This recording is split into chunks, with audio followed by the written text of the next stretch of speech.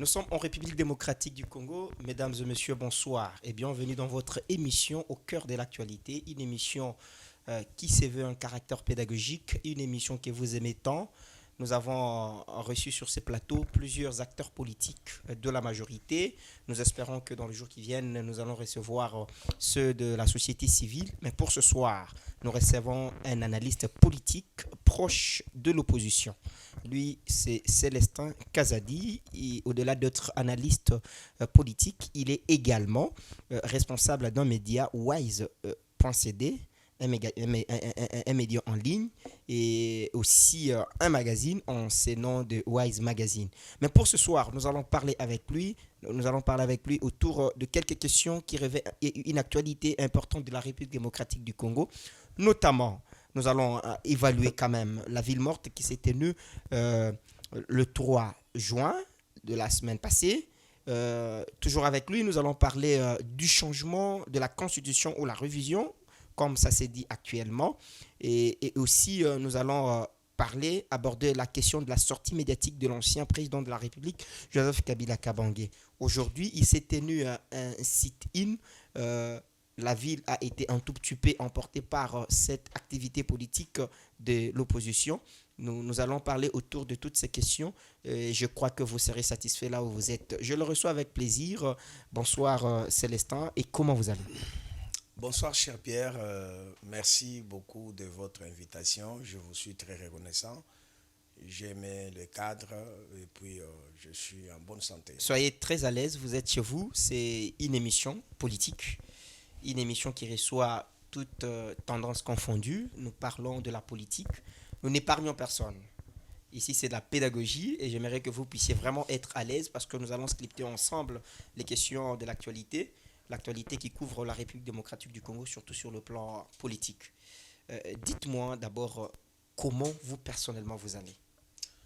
Non, non, je vais bien au rythme du pays. Vous savez, dans notre pays, ça donne maintenant l'impression de pouvoir s'habituer avec la souffrance. Ok. Nous sortons, pour la plupart des cas, nous vivons dans un pays où les gens sortent, tout en n'est pas sûr que les soirs ou pendant la journée, il y aura quelque chose à mettre sous la dent. Cela veut dire, dans notre pays, se promener avec l'estomac au talon, c'est devenu mode de vie. Hein. Alors, Pour dire que la souffrance, la misère, la famine prennent l'ascendance sur la population congolaise. non, mais ça ne prend pas l'ascendance, cher ami. Il faut ajuster les mots. C'est vraiment Le vécu des Congolais. le vécu des Congolais. C'est mode de vie. Cela veut dire quoi? Tel que nous sommes là, nous sommes habitués avec la souffrance. Mais c'est Il n'y a partout, hein. plus, Ce n'est il y pas a seulement en plus. République démocratique du Congo. Lorsque vous suivez même les pays occidentaux, la souffrance, c'est partout.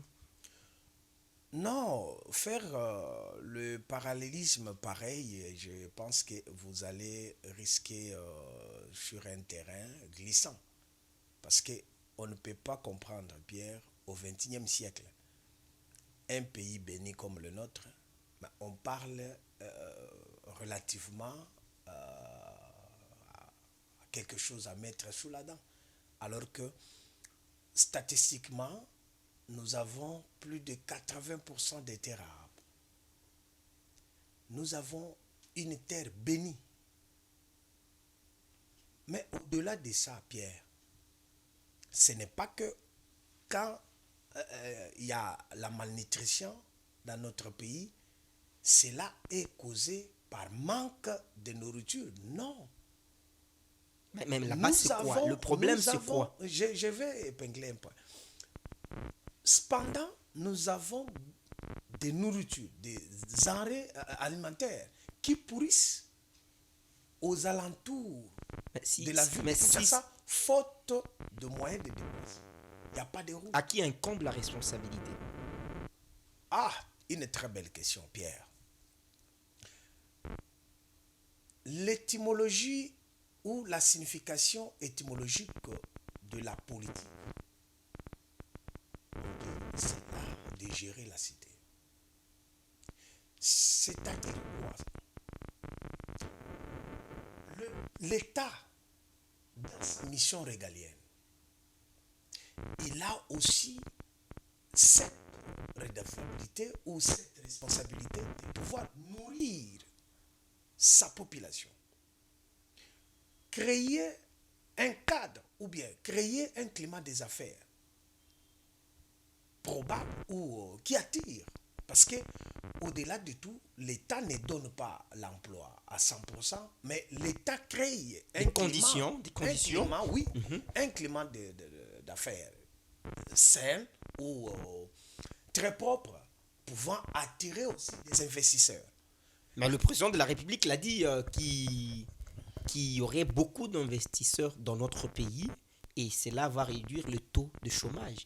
Ce sont quand même des conditions que le gouvernement en place est en train de mettre pour permettre à ce que la population puisse se retrouver. Oui, Pierre, soyons factuels.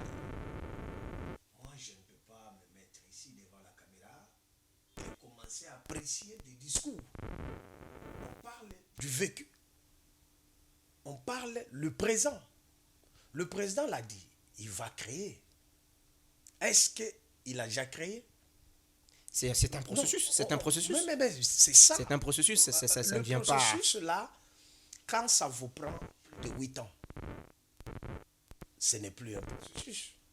Parce que vous n'allez pas vouloir monopoliser la République pour, en fait, toujours arriver à accomplir.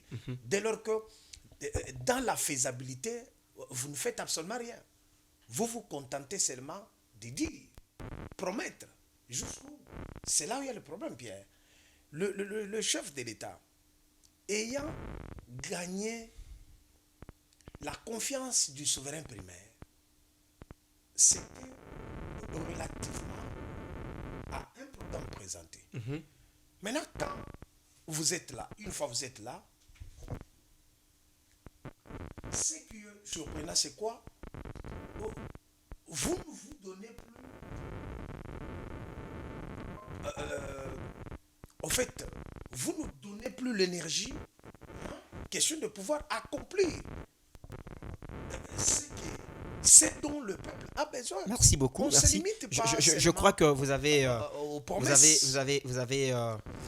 vous avez fait un tableau sombre de la Très République, sombre, très même. sombre, pour dire que le pays ne va pas bien. Alors, aujourd'hui, nous allons un tout petit peu échanger sur certaines questions d'actualité. Vous êtes analyste proche du pouvoir et de l'opposition. Bien sûr. Vous êtes proche de l'opposition pour dire que vous n'êtes pas d'accord dans vos analyses, dans votre façon de voir les choses, avec tout ce que le pouvoir en place est en train de mener comme action, tout ce que le pouvoir en place est en train de faire. Vous n'êtes pas du tout d'accord parce que vous estimez que cela ne relève pas de certaines procédures légales, de certaines façons qui soient légitimes et aussi légales. Non, Alors, dire que je ne suis pas d'accord avec mais vous que... ne faites pas l'opposition républicaine, ça Non, on doit un peu le dire. Non, Si- je suis objectif. Je fais mes analyses avec toute objectivité Mais avec possible. une tendance connue de l'opposition. Non, l'opposition, c'est quoi? C'est dire là où ça ne va pas. Pour que le pouvoir puisse aussi Mais comprendre. au-delà de Parce dire que là où ça ne va pas, de montrer là où ça ne va pas, le rôle aussi de l'opposition, c'est de reconnaître aussi ce qui est fait. Ce qui n'a jamais été fait avec Martin Fayoulou, ce que Jean-Marc Aboun n'a jamais fait, alors qu'il était aux affaires. Est-ce que vous ne comprenez pas que vous n'êtes pas opposant ou soit vos analyses ne sont pas des analyses républicaines? Non, dire que Martin Fayoulou n'a jamais fait, ou bien Jean-Marc Aboun n'a jamais... Reconnu? Non, mais il y a un point sur lequel Kabound partage le même point de vue avec le pouvoir. Lequel? C'est sur l'agression. Kabound condamne l'agression rwandaise, bien sûr. Il est appelé point focal de Kabila, Kabila qui a choisi la rébellion. Non, cher ami, là, il ne faut pas qu'on descende trop bas. il faut pas descendre trop bas. Vous savez, le grand esprit parle des idées. Maintenant, quand vous avez des gens qui passent là-bas, ils vous disent Kabound est point focal de Kabila, sans pourtant Là, ce sont de petits apporter esprits des qui preuves. parlent d'autres Et puis personnes. aussi, dans notre pays, nous savons comment nos amis de l'UDPS fonctionnent. Parce que si dans ces pays, il y a un parti qui a toujours des accusations ou qualifications ou qualificatifs sur les gens, c'est l'UDPS. Ce qu'on appelle Même à l'interne. Kadjosha. Non, maintenant là, c'est au-delà des cas. Parce que Kadjosha là, au début, c'était pouvoir manipuler là pour des questions politiques internes. Mais maintenant, on peut aller fabriquer des choses dans un laboratoire avec intention De nuire, nuire. ce qui est de bonne guerre en politique. Non, non, nuire. Parce que quand on veut à tout prix nuire et attaquer physiquement, attaquer même la vie de quelqu'un, là, ce n'est plus la politique. Merci politique, beaucoup. Quand on vient dans le pragmatisme politique, il y a des tactiques là. Voilà. Nous allons entrer dans le vif. Mais dire que Dans le vif de notre non, de notre émission. j'allais un peu insister sur ce point-là. Allez-y, en quelques Dire secondes. que Kabound aujourd'hui, c'est un point focal de Kabila. Je rigole. C'est ce qu'a révélé un ancien proche de Kabound qui l'a dit clairement et il a mis même à quiconque au défi pour dire si ce que j'ai dit est faux, venez me rencontrer. Donc on ne peut pas revenir là-dessus. Non, comme vous l'avez cité, je peux, permettez-moi de... La même personne, quand il fait un point de presse, il vous dit non, c'est moi qui allais récupérer la somme. Dans la deuxième émission, il vous dit non, j'ai eu à parler avec Aboun, je lui ai dit que conformément ou relativement aux éléments à notre possession, cela prouve à suffisance que vous êtes en train de travailler avec Joseph Kabila. Pourquoi des discours, des sorties médiatiques de discours, alors qu'il y a des instances judiciaires? Ouais. Nous sommes dans un pays où il y a l'état de droit. Quand quelqu'un brandit des trucs ou des preuves, des allégations pareilles, moi je pense que la moindre des choses, c'est d'aller porter plainte. Et d'ailleurs aussi, la justice pouvait se saisir du dossier. Parce que vous avez une personne qui vous dit, non, j'étais là, Kabound m'a envoyé pour aller récupérer l'argent auprès de Kabila.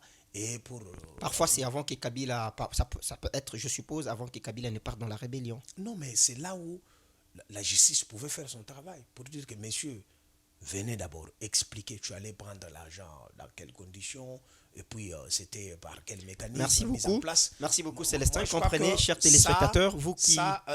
Pierre, on ne peut pas nous entendre sur... Merci beaucoup. Chers téléspectateurs, comprenez que c'est un analyste politique proche de l'opposition. Il ne peut que faire son travail. Il ne peut que faire ses analyses. Alors, nous revenons un peu sur la ville morte qui a été organisée le 3 juin. Je crois que c'était la semaine passée. Ouais. Dites-nous un peu, parce que la ville morte a été organisée alors que la proposition de loi sur le référendum à l'Assemblée nationale a été déposée. Et vous, le jour qui a suivi, vous avez organisé la ville morte. L'intention, c'était quoi? Et quelles sont les retombées de cette ville morte? Parce que nous avons vu la succession des événements, que la loi sur le référendum a été votée. Merci beaucoup. Non, au préalable, c'était d'abord une démonstration parce que depuis que le pouvoir ou le régime de l'UDPS a été mis en place dans notre pays ou installé, il ne cessait de dire qu'ils avaient affaire à une opposition Faible. Aucune action sur terrain. Communément appelée Opposition à péter. C'est ce que le président de la République avait dit. Alors qu'au départ, les opposants pensaient que le pays est attaqué. On ne pouvait pas être en même temps agressé et à l'interne, on crée encore de piscose. Voilà. Maintenant, cette position-là était mal interprétée par le pouvoir pour dire que non, mais on a affaire à une opposition très faible. Et je crois que cette ville morte avait au-delà de tout l'objectif de pouvoir non seulement montrer le récit de l'opposition, mais donner aussi un message clair aux gouvernants pour dire que non, on n'est pas faible comme vous le pensez ou vous le dites. Mais pour quelle fin? Parce que nous avons vu que la loi sur le référendum a été votée, donc le compteur est ouvert, nous pouvons aller au référendum si les moyens. Vous avez suivi le président de la CENI qui a dit les opposants doivent éviter l'amalgame, de faire l'amalgame parce que organiser une élection générale, c'est très différent du référendum. Même en termes de moyens, le référendum ne demande pas trop. C'est-à-dire que la machine est mise en place et nous ne pouvons passer qu'au référendum. Alors que vous avez organisé, au lieu parfois d'organiser une manifestation pour protester cela, vous avez organisé une ville morte. La question, c'est que pour quelle finalité? Oui, vous avez démontré votre force. Vous avez paralysé la ville, selon vous, quand bien même le pouvoir en place le rejette. Vous avez dit que la ville a été effectivement morte, personne n'était sorti. Mais est-ce que vous avez eu gain de cause parce que la loi est passée? Parce que la loi est passée, moi je vais un peu vous donner une jurisprudence. Pierre, on était dans ce pays en 2015. Kabila, Joseph et son régime aussi. Et il faut préciser que votre collaborateur. Vous allez vouloir me couper. Parce que pendant que votre collaborateur de l'opposition, parce que vous parlez aujourd'hui le même langage, vous ne gérez que le changement de la constitution ne peut jamais se faire dans ces pays. Le même discours que Kabon tient, le même discours que Fayoulou, c'est Sanga et Joseph Kabila. Raison pour laquelle je dis que c'était votre collègue de l'opposition. Non, mais dans ces pays, Pierre, nous avons des lois qui garantissent la liberté d'expression, des manifestations, la liberté des choix. Si Kabila aujourd'hui, là où il est, prouvait que la démarche de l'opposition est bonne, il peut la soutenir. Vous allez vouloir l'interdire? Lui demander de ne pas... Quelqu'un qui a choisi de tuer les Congolais, quelqu'un qui a choisi de faire la rébellion, vous, en tant qu'opposant civil, vous acceptez de vous associer à lui. Est-ce que ce n'est pas cracher sur les milliers de personnes qui meurent, qui souffrent, qui sont violées? Non, moi je voudrais à ce qu'on cesse avec cette apologie de Kabila. Kabila, il a été déjà condamné à mort. Pierre, il faut qu'on se le dise. Pourquoi nous allons encore faire le débat autour d'une personne condamnée à mort? Parce que certains opposants, pourquoi nous allons faire le débat sur cette personne? Parce que certains opposants parlent le même langage avec lui. Notamment Jean-Marc Kabund. Il a été invité, je crois sur Top Congo, il a dit clairement, mais écoutez, si la démarche de Kabila est la même que la nôtre, où est le mal? Nous pouvons faire route ensemble. Alors, là où le bas blesse, c'est de voir que celui-ci a choisi de tuer les Congolais. Celui-ci a choisi d'aller rester dans une partie occupée par le rebelle. Et vous avez suivi Paul Kagame qui a dit clairement que le problème n'est pas le Rwanda, qu'il demande à Joseph Kabila. C'est lui le problème, c'est lui qui est à la base du M23. C'est lui qui est à la base de tous ces rebelles qui nuisent et qui détruisent les vies des Congolais. Est-ce que vous ne trouvez pas que c'est une démarche qui semble être illogique? Non, mais il y a un point qu'il faut épingler. Vous dites que Kabund, Fayoulou parlent le même langage avec Kabila. Non, mais Kabila aussi peut parler le même langage avec Kabund et Fayoulou. Raison pour laquelle nous avons dit que c'est votre collaborateur de l'opposition. Non, c'est là où je vais épingler. Il faut inverser cette hypothèse-là, vous allez voir qu'il y a une dose de manipulation. Quand Kabila a invité les gens ici à l'extérieur du pays pour pouvoir parler ou composer avec lui, tu as vu Fayoulou y aller? Ou Jean-Marc Kabou? C'est-à-dire quoi? C'est-à-dire qu'il peut y arriver aussi, Kabila, là où il se cache, qu'il parle aussi le même langage que le vous. langage de Fayoulou, le langage de Kabou. Mais pourquoi ne pas rejeter cela? Parce qu'il n'est pas crédible Pierre, selon le pouvoir en Pierre, place. Pierre, soyons pragmatiques. Soyons pragmatiques. Évitons la manipulation. Je suis clair. Je vous dis que si Kabila un bon matin, alors que c'est quelque chose que j'avais voulu et j'avais refusé au début de faire l'apologie de Joseph Kabila. Mais comme il a fait une sortie médiatique hier parce que insistez, nous avons dit que nous avons parlé de lui. Il a insistez. parlé de la mobilisation, il a appelé la population à la mobilisation pour dire encore, pour prouver que vous parlez le même langage que lui. Il a parlé hier alors que les sit-ins étaient organisés aujourd'hui. Est-ce que vous ne trouvez pas que c'est ça tombe à... Parlons un peu là-dessus.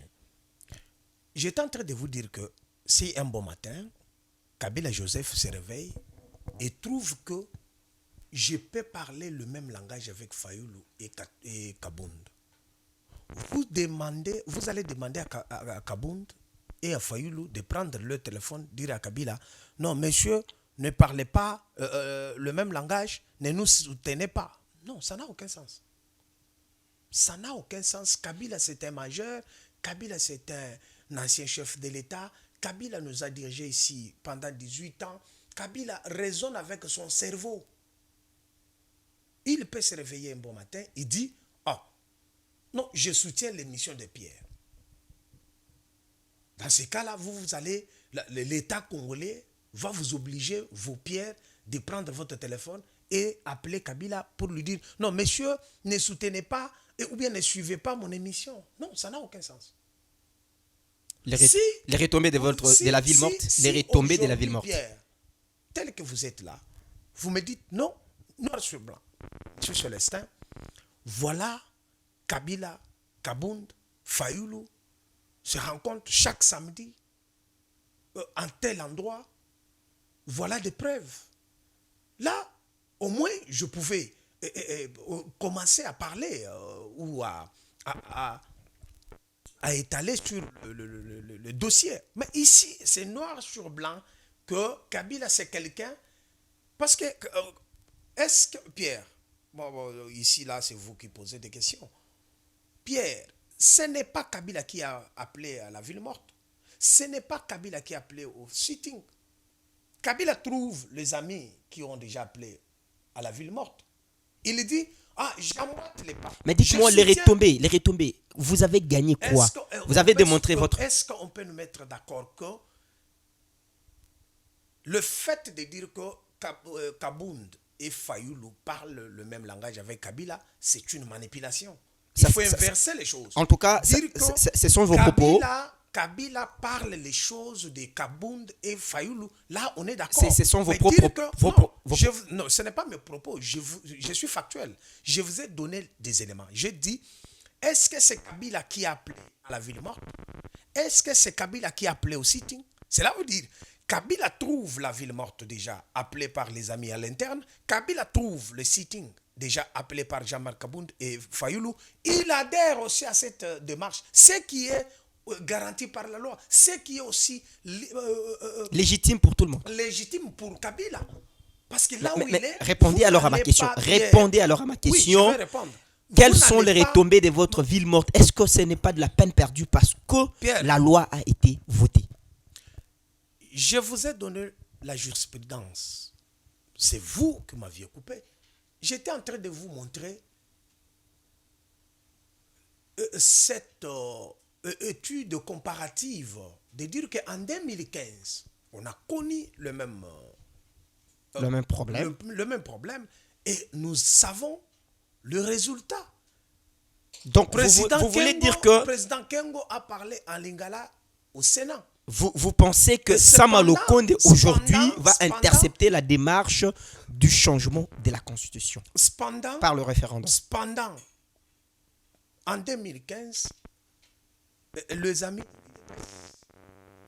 d'aujourd'hui, ils étaient pour parler avec Kabila. Mais c'était la dynamique de l'opposition à l'interne qui a bloqué cette démarche ou bien cette loi-là. Alors, aujourd'hui, là, avec les activités ou la démarche ou l'option levée par l'opposition aujourd'hui, ne soyez pas surpris de constater que la loi ne passe pas. Donc aujourd'hui, vous faites un aveu d'échec pour dire que tout ce que vous avez fait la fois dernière, la ville morte, tout et consort, ça n'a pas abouti. Vous attendez à ce que cette démarche soit bloquée par le Sénat, comme c'est fait le cas en 2015. Pierre, si nous partons comme ça, je crois que le téléspectateur qui nous suit... Et effectivement, je vous ai dit que cette émission se veut un caractère pédagogique. Oui. Parce que vous êtes d'accord avec moi que la loi a été votée. Donc, la machine est ouverte, la machine est allumée. Il suffit seulement de mettre deux moyens à la CENI, de disposer des moyens à la CENI pour organiser le référendum. Et aujourd'hui, vous dites que quand bien même c'est passé, vous attendez à ce que le Sénat puisse bloquer, comme c'est fait le cas en 2015. Est-ce que ce n'est pas reconnaître que vous n'avez pas bien agi? Au lieu de la ville morte, il a fallu même organiser une marche de protestation, une grande marche pour dire non au référendum. Non, j'ai commencé par vous dire que c'est le début des activités de l'opposition. Après 10 ans, près de 10 ans, Mais à peu près des 10 ans. Pierre, au-delà de cette comparaison de la qualité ou la capacité de la mobilisation, mais il y a une question qui reste à se poser. Pourquoi l'opposition a levé cette option-là de descendre Dans la rue? dans la rue?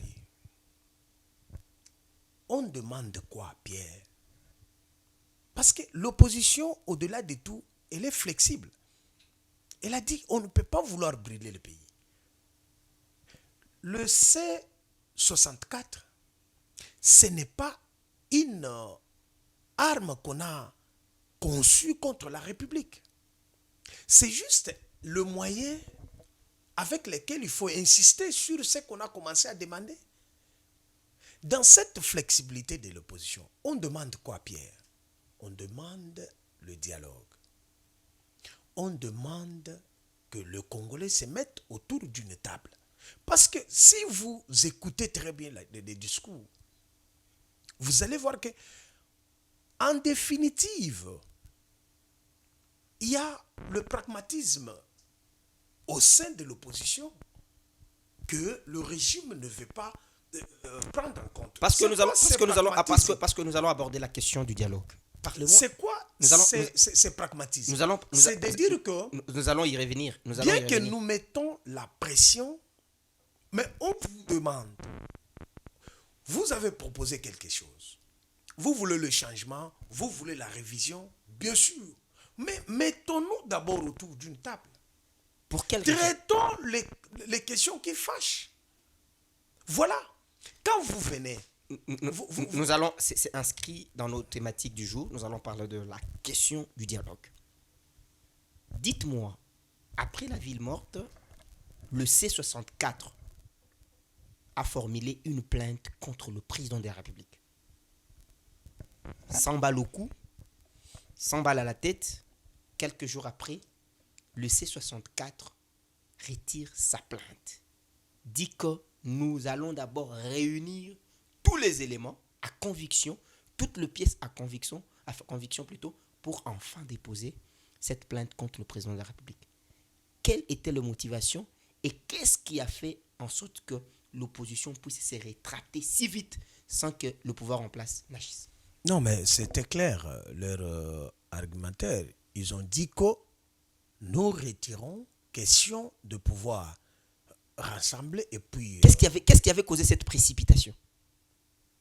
non. Parce que est-ce Non, que ce ne sont pas des quand, choses faites dans la précipitation, non, non. juste pour parfois Quand vous faire peur parlez, au pouvoir? Pierre, quand vous parlez de la précipitation, vous faites allusion à quoi? Non, la précipitation, la manière avec laquelle... C'est comme si vous voulez me dire qu'il y avait une date précise à laquelle il a fallu déposer la plainte. Non, mais justement parce que l'opposition elle-même nous a dit que nous partons déposer une plainte contre le président de la République. Et toute la population congolaise attendait le dépôt de cette plainte. Malheureusement, sans balle au cou, sans contrainte, l'opposition décide de revenir à la conscience pour dire nous réunissons d'abord tous les éléments possibles pour enfin déposer.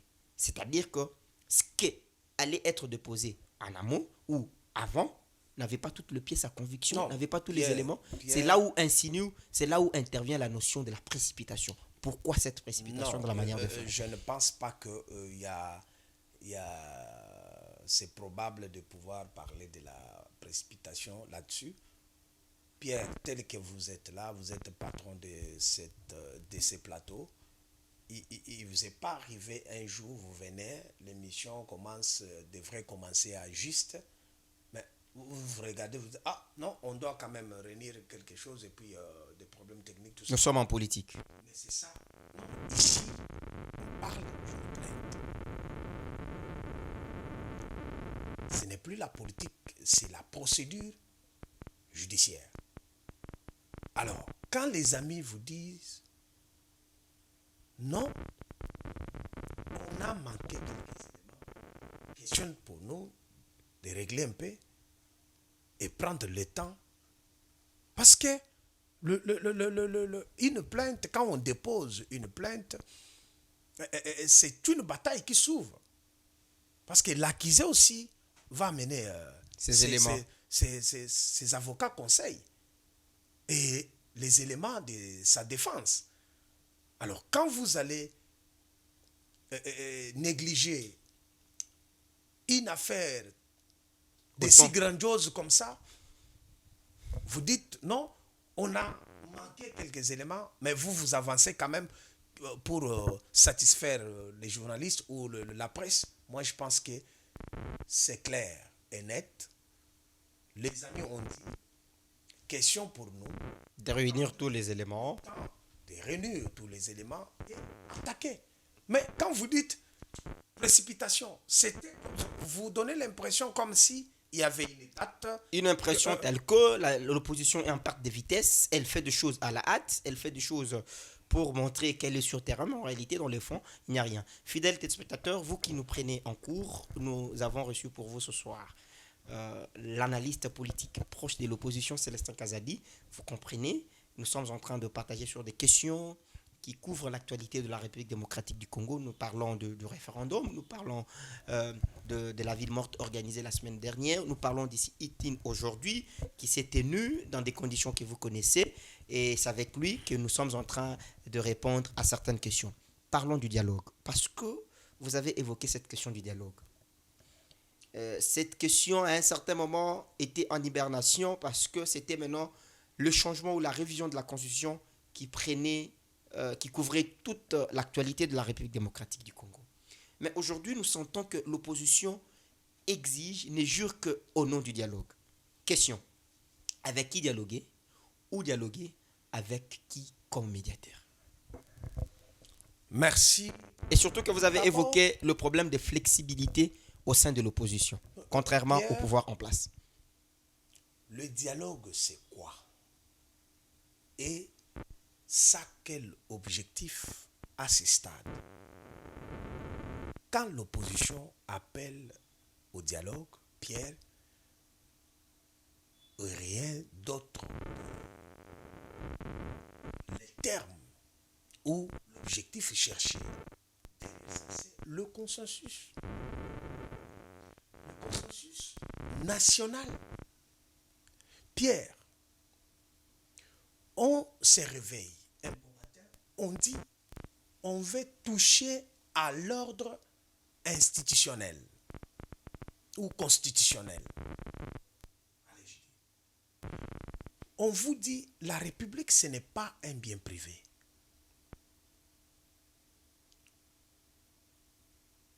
Que vous allez vous contenter de votre majorité parlementaire et commencer à faire tout ce dont vous avez besoin, comme si dans la République, il n'y avait pas un autre son de cloche. C'est la raison pour laquelle, à ce stade, on a dit, non, restons flexibles. De dire que, comme on est attaqué, le pays est agressé. On ne peut pas, dans cette effervescence, vouloir encourager encore des germes endogènes en disant que, comme il y a l'agresseur en face, et nous aussi à l'interne, on attaque pour affaiblir la République. C'est ainsi que l'opposition a dit, non, mettons-nous autour d'une table. Cherchons d'abord la cohésion. C'est que le pouvoir n'a pas refusé. La cohésion C'est que le pouvoir en place n'a pas refusé. Regarde la manigance du pouvoir. La manigance du pouvoir, c'est quoi? Vouloir commencer à choisir l'interlocuteur avec qui parler. Mais est-ce que le fait de choisir un fils digne du pays, ce n'est pas d'ailleurs montrer le sens de maturité? Pourquoi toujours la République doit recourir à un étranger, à quelqu'un d'autre d'une autre nation pour jouer les rôles de médiateur dans des questions qui concernent la République démocratique du Congo? Non, Pierre, le régime en place veut le dialogue. Et là, vous êtes d'accord? Vous êtes d'accord que le régime en place veut le dialogue comme vous le voulez aussi? Non, mais je chute en disant que, mais en manigançant des choses. Tantôt, ils parlent avec les rebelles. Ils étaient à Doha, aujourd'hui en Suisse. Mais à l'interne ici, ceux qui n'ont pas levé l'option de prendre des armes ne font que insister. Cherchons d'abord la cohésion nationale. Cherchons d'abord le Comment consensus. chercher la cohésion nationale alors que ceux qui sont au pays, qui n'ont pas pris leurs armes, parlent de l'inclusivité? Cela veut dire, et ceux-là qui ont tué les Congolais, les Nanga, le Kabila, les Bissimois, tous ces gens-là doivent être autour d'une table. C'est que le pouvoir en place refuse.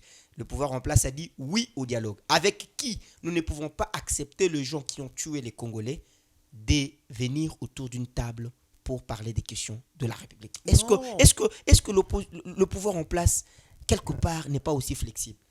Non, Pierre, là, vous risquerez de faire les jeux du pouvoir pour rien. Le pouvoir manigance des choses. Quand l'opposition dit que cherchons d'abord l'inclusivité avant de parler, on fait référence à ce qui s'est fait déjà. Mais parce que à Doha là-bas, à Doha, ce n'était pas un dialogue. À Doha, on appelle ça. Vous êtes dans les jeux de mots là. Non, s'il vous plaît. Toute rencontre plutôt qui s'est fait en dehors du pays avec d'autres nations, on appelle ça négociation. Mais pour les dialogues, c'est un terme approprié à la République au niveau interne, au niveau local. Tout ce qui s'est fait à Luanda, à Doha, partout ailleurs, ça c'est dans les cadres des négociations. Mais pour la question du dialogue, moi j'aimerais que vous puissiez répondre, les téléspectateurs qui nous suivent comprennent. Parce qu'aujourd'hui, le pouvoir est d'accord avec le dialogue. Certes, vous êtes d'accord.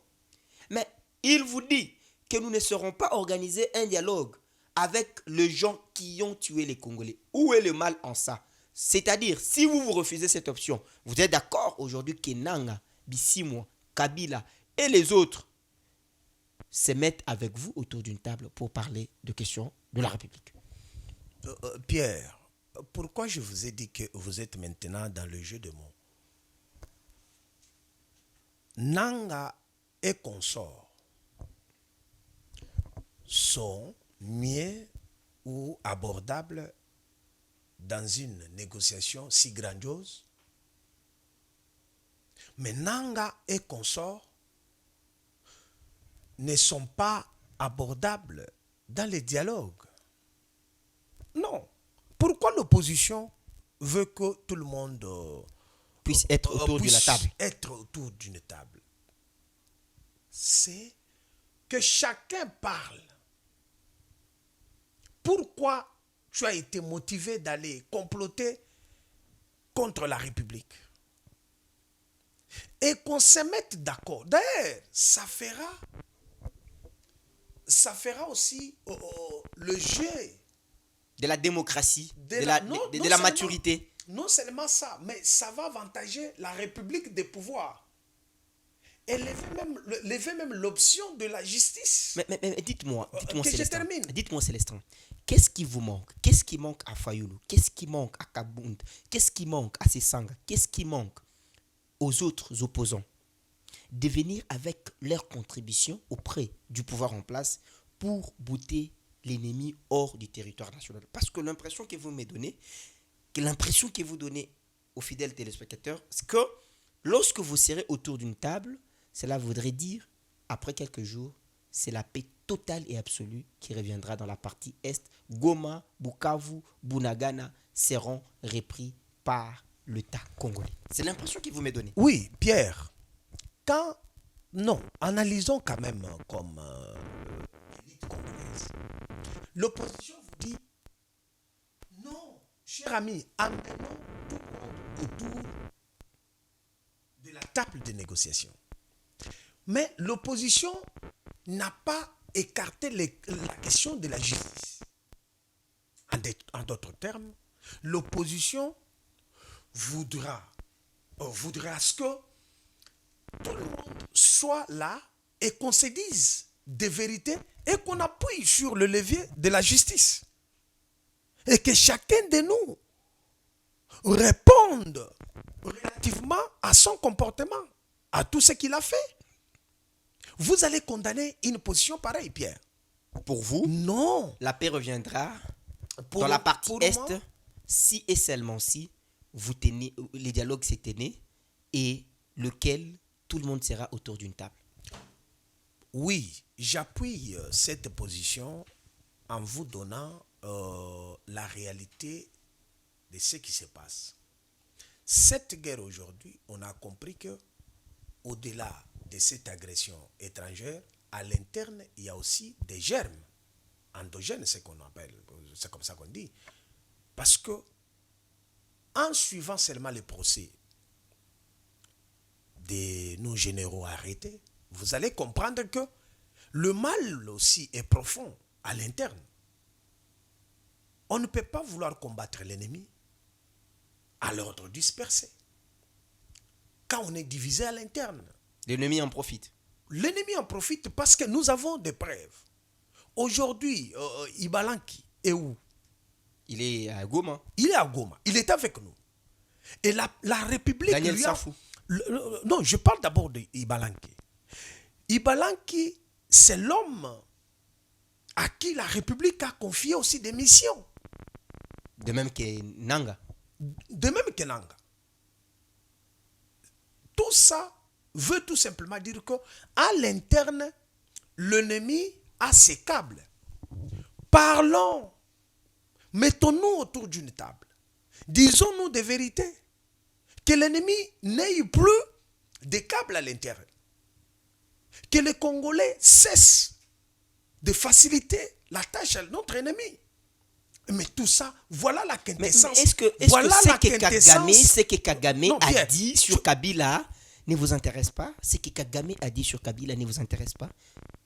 Non, Pierre, l'apologie de Kabila, sa question, son problème a été déjà réglé par la justice.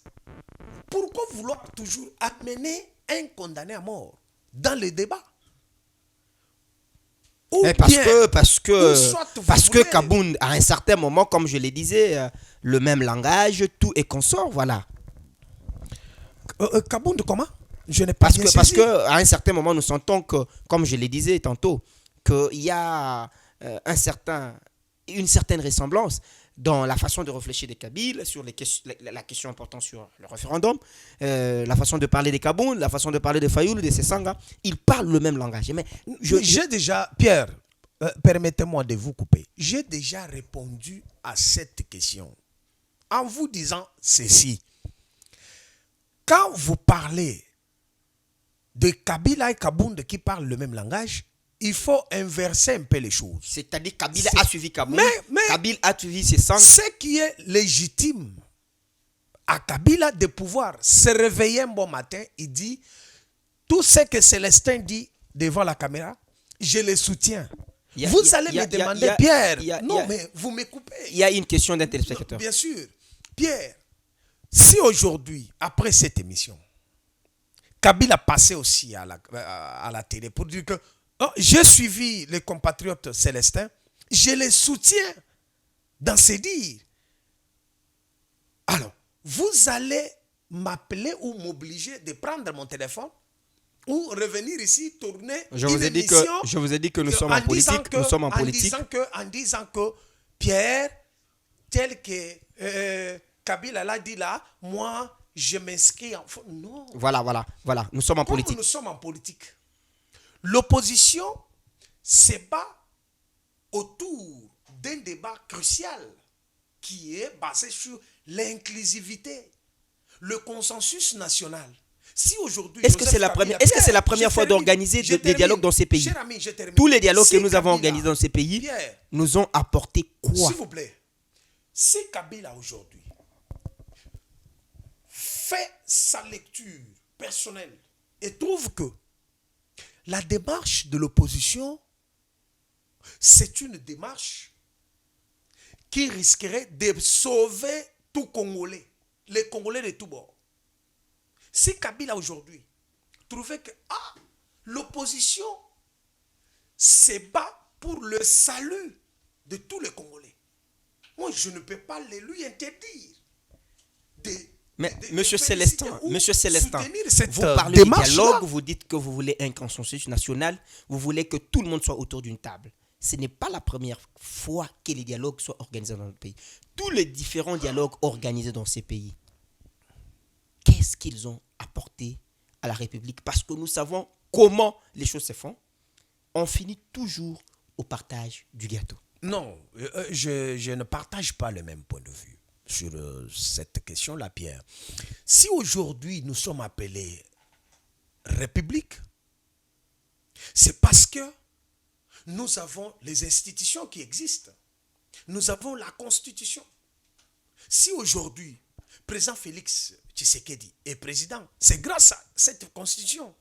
Qui veut être changée? Non, mais cette Constitution, cette République d'aujourd'hui est une émanation du dialogue de Sun City, cher ami. Mais dire aujourd'hui qu'il n'y a aucun dialogue qui a produit gain de cause, moi je crois que c'est faire aussi le jeu du pouvoir. C'est vouloir manipuler la population. Non! On est bantou, on est africain. Nous savons la signification. L'arbre à palabre. L'arbre à palabre. Cher ami, ça n'a pas commencé aujourd'hui. Et puis aujourd'hui, la démocratie que nous avons aujourd'hui, pour laquelle l'opposition se bat, c'est une émanation d'un dialogue. Comment vous vous sentez lorsque vous avez un monsieur comme Sessanga dans l'opposition qui avait pris les armes contre les Congolais? Quel sentiment vous avez? Cher ami, au stade où nous sommes, si seulement si l'on veut protéger la République, l'on veut le bien du pays, il faut changer ces paradigmes-là. Dans ces pays, Pierre, on ne peut pas parler de ceux qui ont touché les armes. Dans le régime actuel, ils sont combien? Moi, je ne vais pas te citer des noms.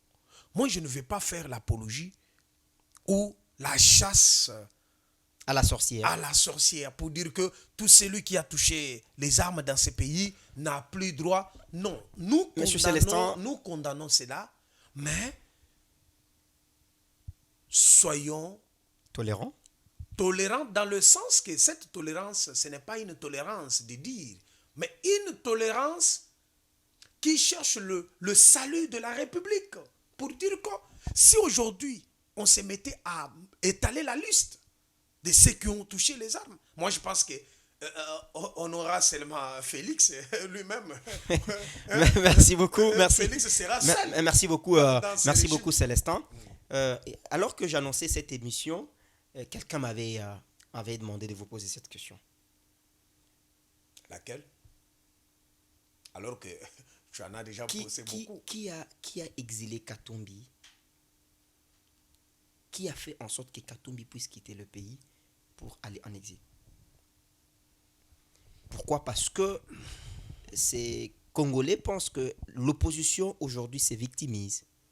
Qui a amené Matata Mponyo à l'exil parce qu'il fait partie de l'opposition? Non, Pierre, si on prenait cette littérature-là, de dire que qui a, et je réponds, c'est elle, je crois que Vous avez suivi Olivier Kamitatou face... ceux qui nous suivent ne sauront pas obtenir quelque chose. Pierre, au-delà de tout, je ne suis pas porte-parole de l'ensemble, mais je vais te dire quelque chose. Toi et moi, nous savons comment l'appareil politique fonctionne dans notre pays. Nous savons quand on veut faire taire quelqu'un, comment on appuie sur les leviers à notre possibilité ou à notre possession. Je ne vais pas entrer dans ce jeu-là. À ce stade, le pays est attaqué, Pierre. Moi, je commence aussi à constater que le régime actuel fait aussi le jeu de l'ennemi. Parce que je ne peux pas comprendre. C'est l'opposition maintenant qui insiste sur le dialogue. C'est l'opposition. Raison pour laquelle le pouvoir aujourd'hui dit que nous devons changer la constitution parce que cette constitution met en mal les intérêts de la République. Lorsque vous lisez l'article 217 de la constitution qui dit la République peut à tout moment signer des accords ou des traités pour un abandon partiel de son territoire. Et là, ça blesse et là, ça met en mal les intérêts de la République. Raison pour laquelle le président de la République, le gouvernement en place, veulent à tout prix changer la Constitution et surtout que cela est garanti lorsque vous lisez l'article 5 de la Constitution Pierre. qui donne le pouvoir au peuple souverain de passer par les élections ou le référendum pour changer cette Constitution ou faire... Pierre, cet article à laquelle vous faites allusion, je peux vous mettre quelque chose sur la langue, comme on dit chez nous, Mungwa Namunoko. Vous savez qu'en signant seulement la loi de Ouada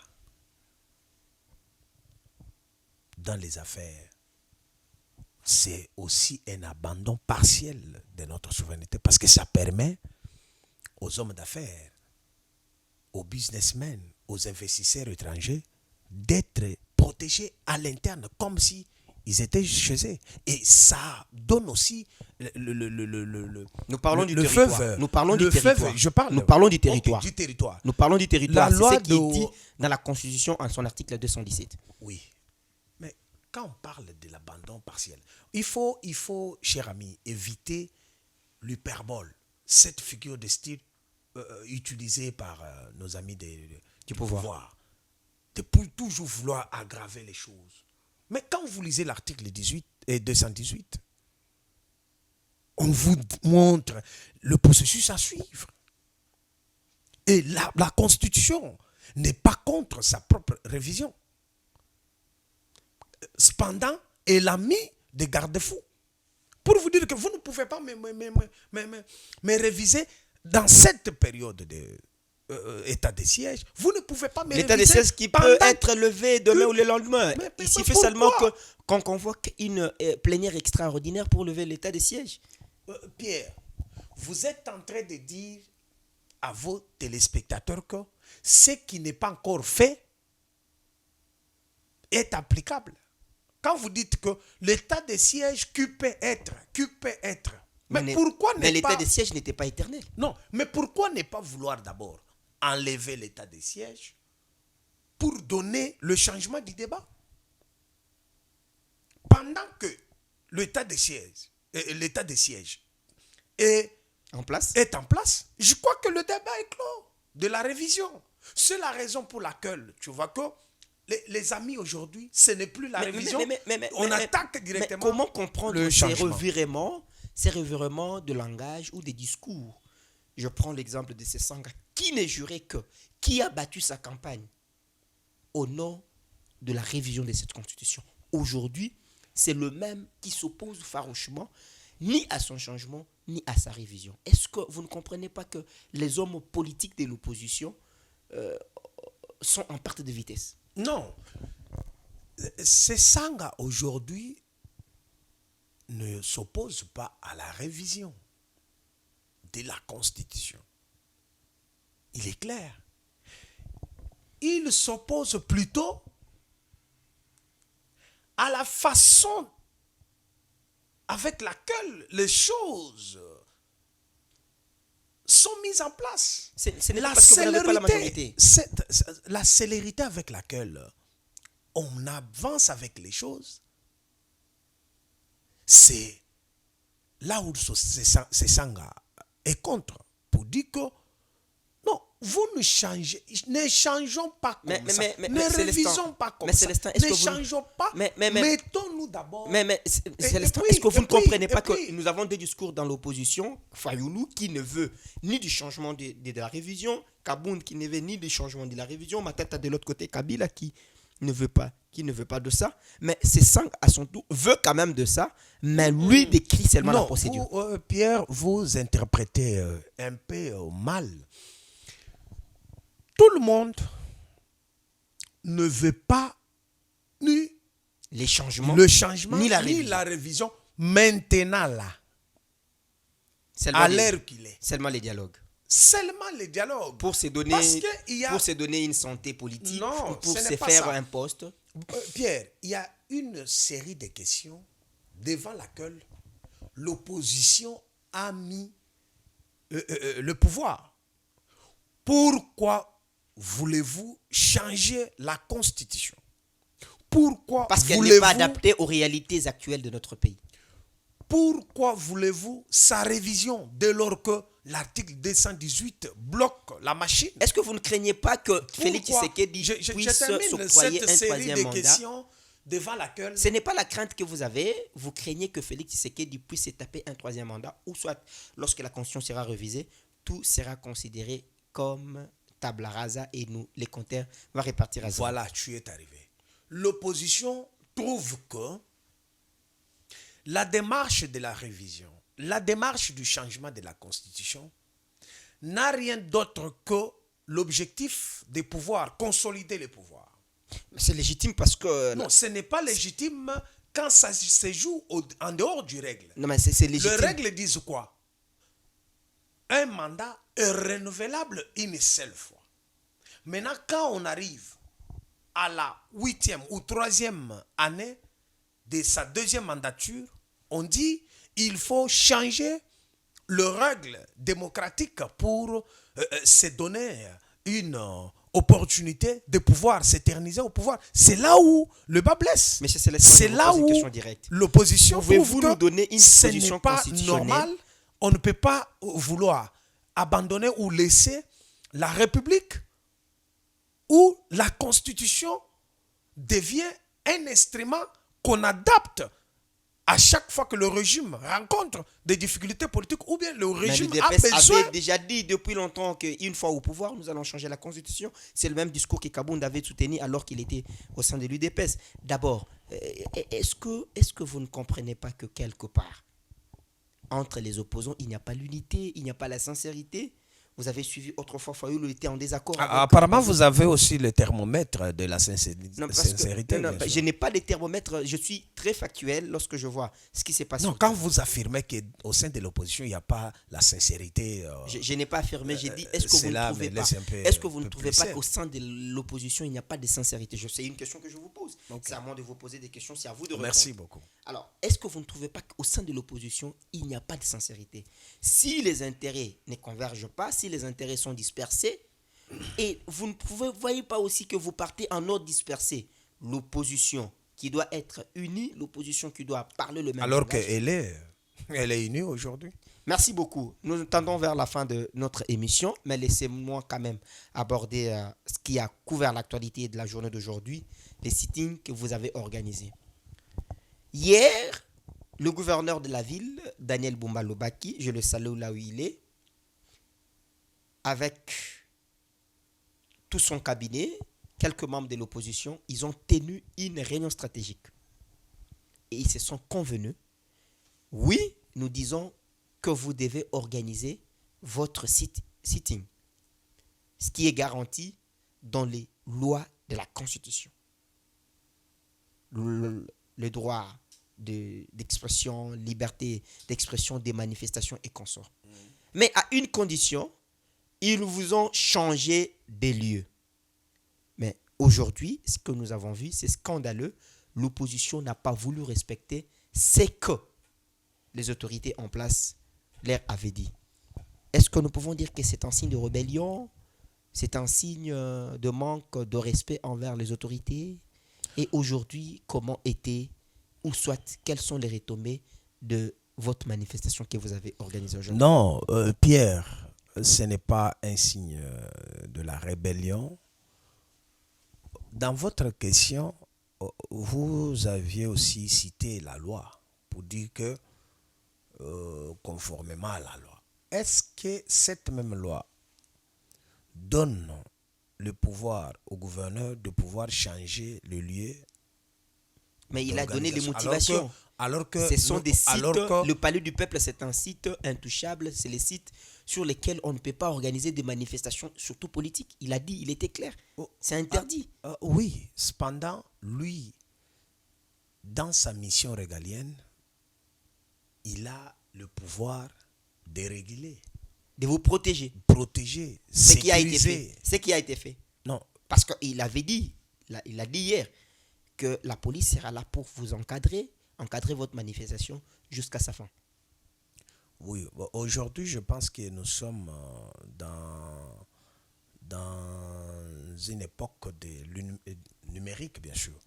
Et je pense que toi et moi avions vu ce qui se passe dans les réseaux sociaux comme images. Certains penseraient que ce sont des montages. Comment quelqu'un qui peut être blessé, on voit le président Martin Fayoulou au téléphone, quand bien même il est blessé, on voit Jean-Marc Abound, certains, je ne confirme pas, certains, semble-t-il, disent que c'est un montage, ils ont pris des tomates, ils ont versé Fayoulou sur la chemise, juste pour dire que nous avons été malmenés par le pouvoir en place. Quand l'opposition est victime, Pierre, vous utilisez la litote, qui est la figure de style reconnue pour minimiser. Maintenant, quand c'est le tour du pouvoir, vous utilisez l'hyperbole. Ici, je constate que c'est une litote volontaire utilisée par monsieur le journaliste pour relativiser. Ce n'est qu'une question que nous avons posée. Bien sûr. Ce n'est qu'une question posée. Pour relativiser. Parce que ce n'est pas la première fois. Il y a une jurisprudence, vous vous rappelez, de Franck Diongo. À l'époque de Kabila. Ce sont des gens politiques qui peuvent arriver. Il ne faut pas relativiser ce qui s'est passé aujourd'hui. Moi, je crois que même ceux qui dirigent aujourd'hui ont combattu cette façon de faire. Pas plus longtemps que... Il n'y a pas même 10 ans, pendant que Kabila était en place, pendant le régime de la Kabylie. L'UDPS condamné. Mais pourquoi ne pas obtempérer à ce que le gouverneur avait dit? Mais la même question est posée au gouverneur. Lui qui a tous les moyens à sa possession. pourquoi ne pas vouloir sécuriser les manifestants? Mais parce que vous n'avez pas, parce que vous n'avez pas suivi les mots d'ordre. Non, Le mot d'ordre Pierre. était que vous puissiez aller au terrain à Sousa, mais vous n'avez pas voulu, vous avez tenu mordicus de le faire au palais du peuple alors que c'était Non, interdit. Pierre, parlons comme élite, parlons comme les gens qui raisonnent. Vous êtes devant vous, vous avez devant vous les gens qui viennent pour, bien sûr, manifester, n'est-ce pas, pacifiquement, Sans armes. sans armes.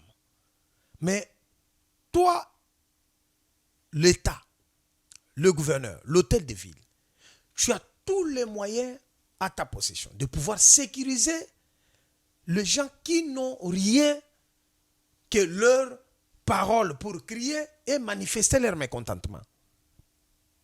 Non, vous venez brutaliser. Mais nous avons vu des militants des LCD, les militants des différents partis politiques qui étaient sur terrain aujourd'hui prendre de pierres, lancer le policier. En retour, les policiers ont utilisé aussi de moyens pour se défendre. Pierre, D'où est venue cette barbarie? Est-ce que nous pouvons dire que les militants de partis politiques de l'opposition ne sont pas instruits? non, Pierre, je t'ai dit ici, nous sommes en train d'analyser.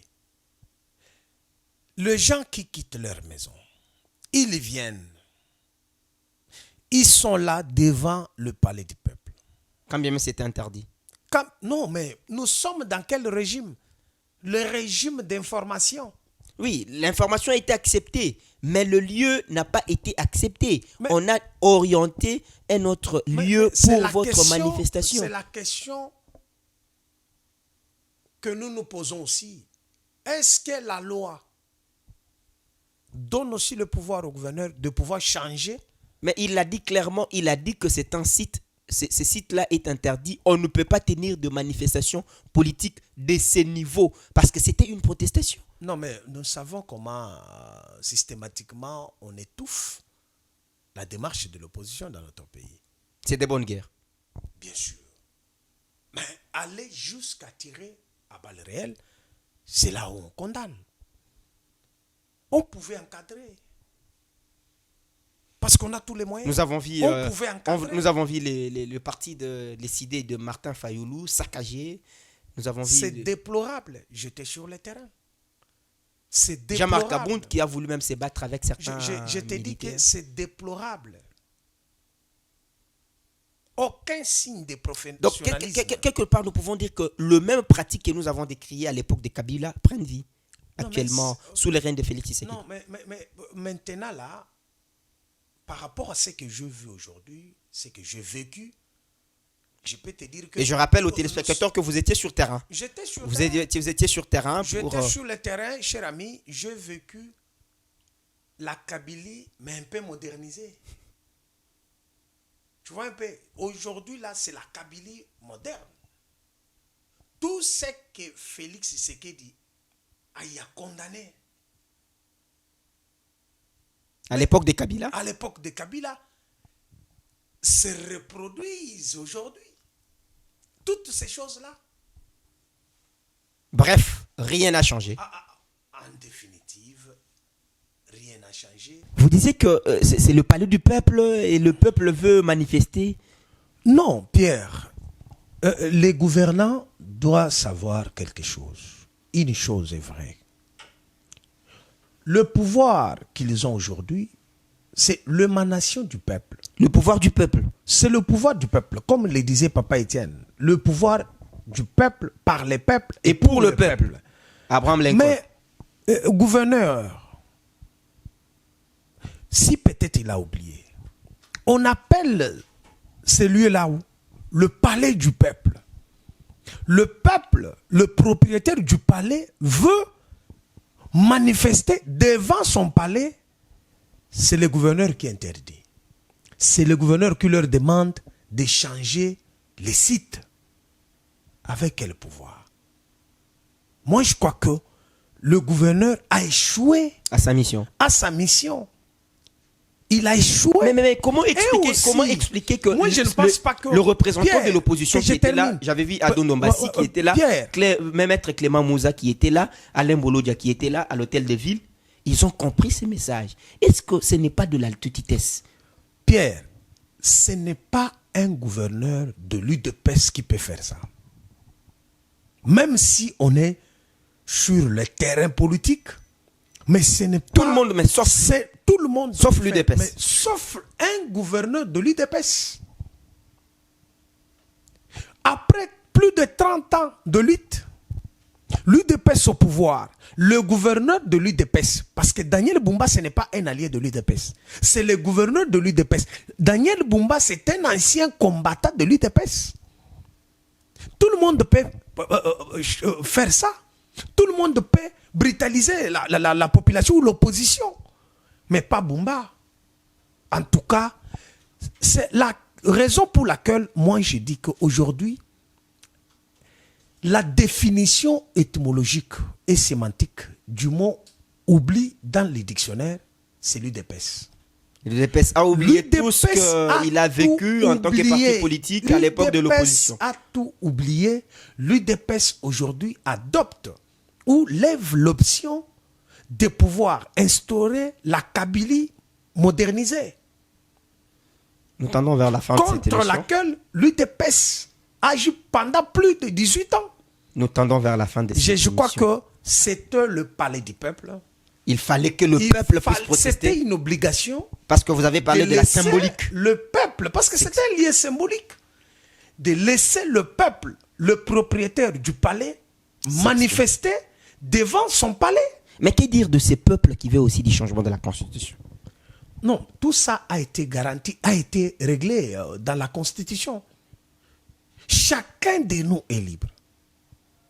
Mais c'est quoi cette politique de deux poids, deux mesures? Quand il faut marcher pour soutenir les institutions, la police sécurise. La police accompagne. Maintenant, quand on marche ou on manifeste contre le changement ou la révision de la Constitution, allez-y, regardez. Tous les sièges de partis politiques de l'opposition ont été saccagés. Mais pourquoi Fayoulou et les autres ne peuvent pas organiser une marche?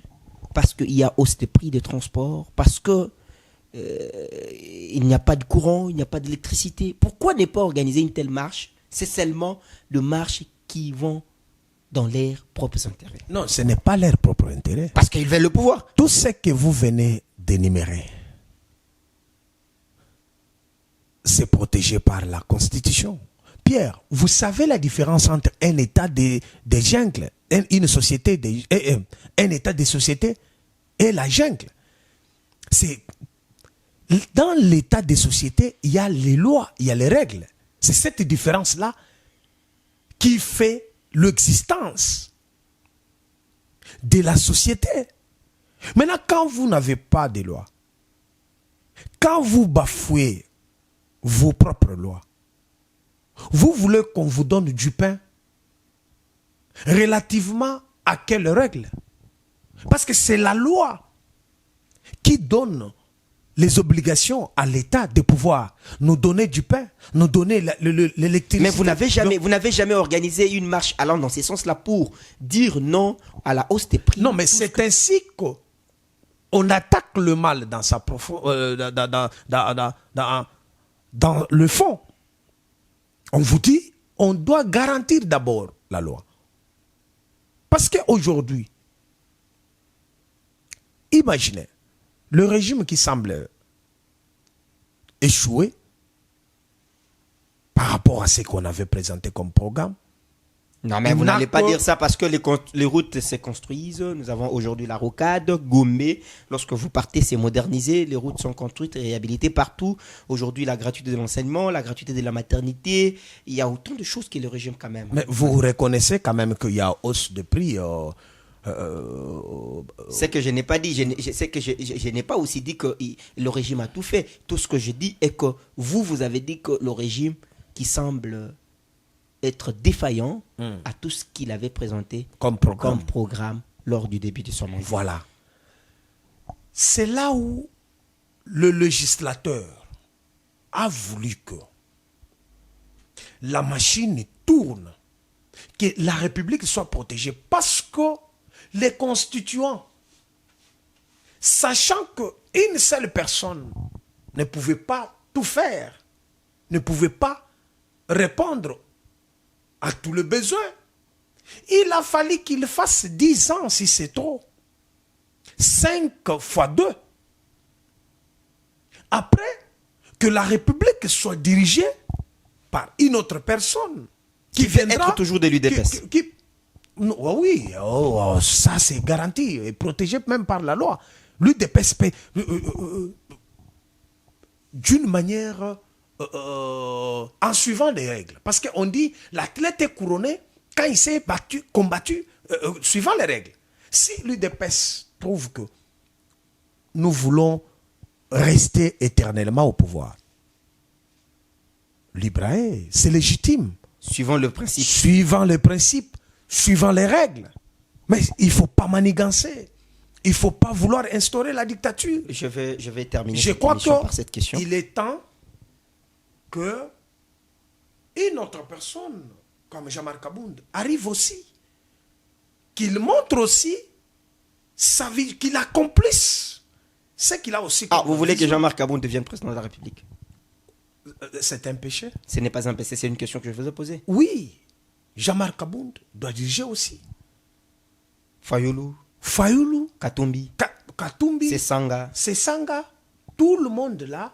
Bah, tout le monde peut rêver, hein. Tout le monde peut rêver et les ambitions sont légitimes. Dès lors que la République a donné la possibilité à tout Congolais d'avoir les ambitions politiques. Parce que le pays, c'est un bien commun. La Constitution, c'est un pacte national.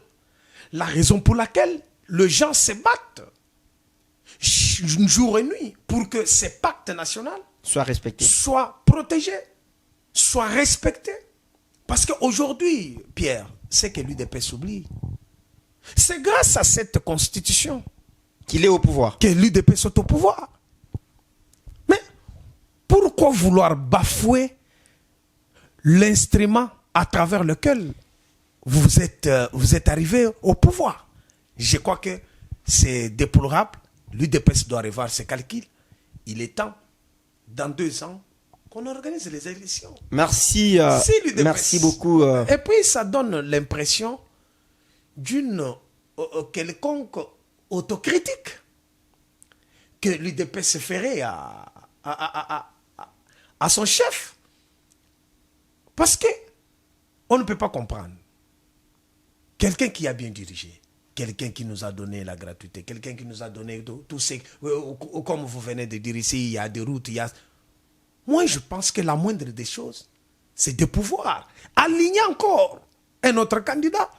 Parce que vous avez des bilans. Mais il a dit que lui n'a pas demandé, il n'a pas sollicité un mandat au peuple. Mais si le peuple veut lui donner, ben écoutez, il n'a qu'à accepter.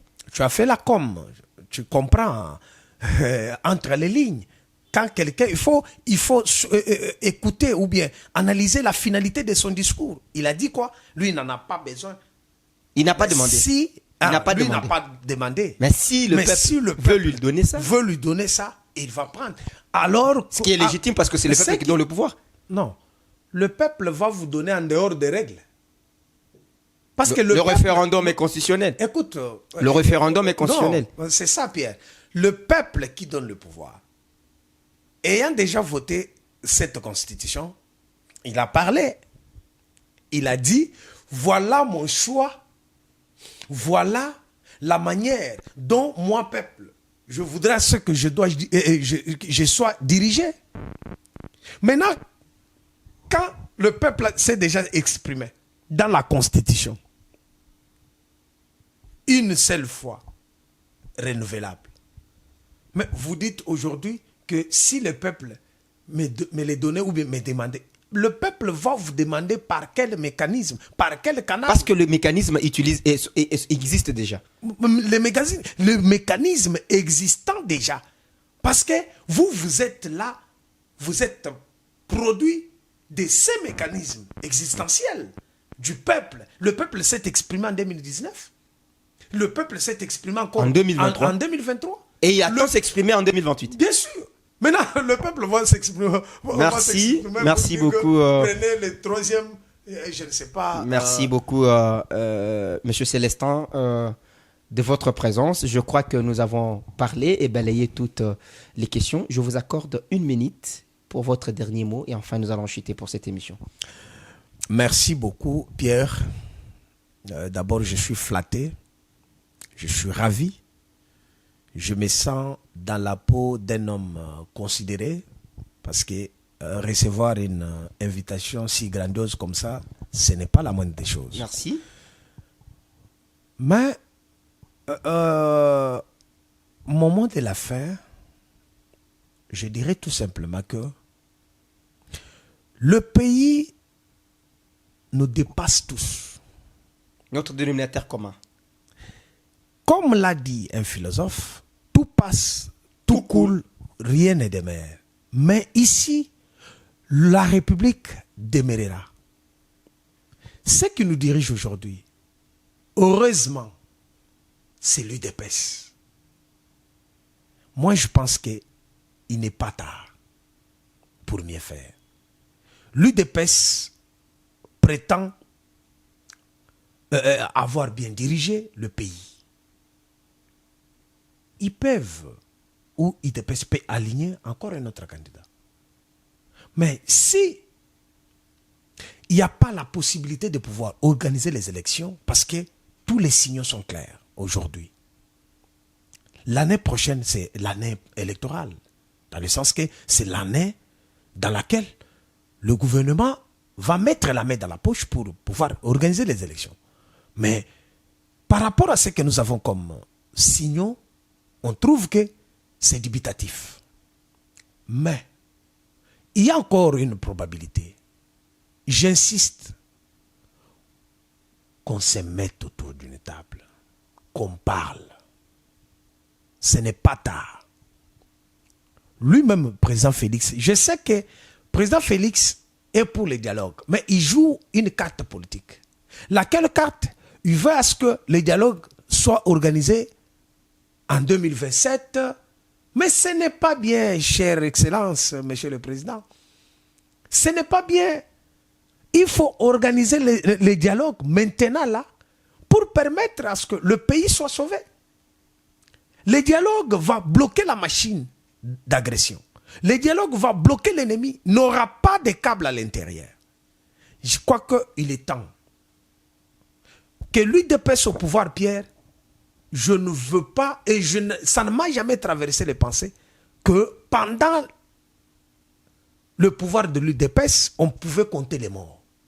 Oh, il y a plus de 50 blessés, des hôpitaux remplis, avec des manifestants qui sont venus manifester pacifiquement. Mais tous les régimes peuvent le faire. Tous les régimes peuvent le faire, allez je dire, mais pas l'UDPS. Merci. En tout cas, nous demandons le dialogue, c'est vraiment le noyau du mécanisme qui pouvait Pour sortir de la crise. sauver la République et faire que tout ce que nous avons comme patrimoine laissé par nos ancêtres Soit protégé. soit protégé. Merci. Parce que le chef de l'État n'a pas oublié son slogan de la campagne, mais, je m'excuse, sur les acquis. Protégeons Les acquis, consolidons les acquis. Consolidons. Mais le chef de l'État lui-même donne l'impression de ne pas Consolider les acquis qu'il lui-même a posés. les acquis. Les acquis de la démocratie. Merci. Les acquis de la paix. Merci. Merci, cher Célestin, pour votre présence. Non, c'est moi qui vous dis sincèrement merci. En dépit de votre agenda très chargé, vous avez disposé de votre temps pour que nous puissions partager ensemble. C'est dans cette émission Au cœur de l'actualité, une émission qui passe en boucle sur le média Cœur d'Afrique, un média qui parle de tout Et c'est un plaisir d'être avec vous sur ce plateau. Merci. À nos fidèles téléspectateurs, merci de nous avoir suivis. Je salue particulièrement Maître Oscar qui nous suit de quelque part et tous les Sangoku du monde entier qui nous ont suivis parce qu'ils soutiennent les bonnes choses, ils soutiennent les antivaleurs, ils sont contre les antivaleurs.